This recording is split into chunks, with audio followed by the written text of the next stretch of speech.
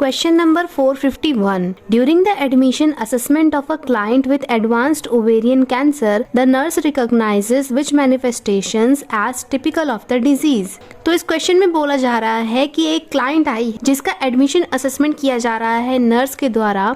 उस पेशेंट को advance ovarian cancer है, तो ऑप्शंस में से कौन सा क्लिनिकल मैनिफेस्टेशन है इस डिजीज का। सो अब पेशेंट है ओवेरियन कैंसर का, और जैसा कि आप लोगों में से बहुत लोगों को नहीं पता होगा कि ओवेरियन कैंसर का हाईएस्ट मोर्टेलिटी रेट होता है। इसको गायनेकोलॉजिकल कैंसर भी कहते हैं, क्योंकि फीमेल्स को इसका पता नहीं चल पाता। इस कारण से ये लेटर स्टेज में आइडेंटिफाई हो पाती है इन सीवियर स्टेज। तो इस डायग्राम से हम देख सकते हैं कि यहाँ पर है ओवरीज और इसके आसपास है इंटेस्टाइन और ऊपर ही होते हैं डायफ्राम या फिर लंग्स। तो अब जब ओवरी में ट्यूमर का फॉर्मेशन होता है तो इंटेस्टाइन और पेरिटोनियम पर प्रेशर पड़ता है, जिसके कारण एब्डोमिनल डिस्टेंशन होगा, एब्डोमिनल गर्थ बढ़ जाएगी और पेरिटोनियम में असाइड्स होने के पूरे चांसेस बढ़ते हैं।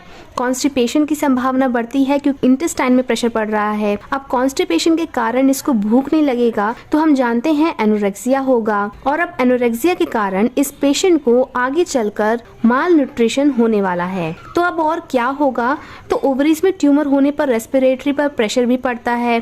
तो रेस्पिरेटरी पर प्रेशर पड़ने से शॉर्टनेस ऑफ ब्रीथ होगा, यानी कि डिस्निया होगा। और ओवरीज के आसपास ही होता है यूरिनरी सिस्टम, तो उसमें भी प्रेशर पड़ने से यूरिन पास करने में डिफिकल्टी होने लग जाएगी, यानी कि पेशेंट को यूरिनरी फ्रीक्वेंसी और अर्जेंसी होगी। तो हमने क्या समझा कि पेशेंट को ओवेरियन कैंसर है, तो इस केस में ओवरीज इनलार्ज हो जाएंगी, बढ़ जाएंगी, जिसके कारण आसपास प्रेशर पड़ेगा, यानी कि इंटेस्टाइन, यूरिनरी ब्लैडर, लंग्स, इन सब पर। लंग्स पर प्रेशर पड़ने से pleural effusion, dyspnea, shortness of breath होगा। ब्लैडर प्रेशर से यूरिनरी अर्जेंसी, फ्रीक्वेंसी फील होगा। इंटेस्टाइन प्रेशर के कारण कॉन्स्टिपेशन होगा, एनोरेक्सिया होगा, एब्डोमिनल डिस्टेंशन होगा, असाइड्स होगा। इन सब कारण से टोटली माल न्यूट्रिशन होगा लेटर स्टेजेस में। तो अब क्वेश्चन में एडवांस्ड ओवेरियन कैंसर का पूछ रहा है, मतलब डिजीज बहुत आगे बढ़ चुकी है। तो अब इस कंडीशन में कौन सा क्लिनिकल मैनिफेस्टेशन होगा, तो डायरिया नहीं होता है। क्यों?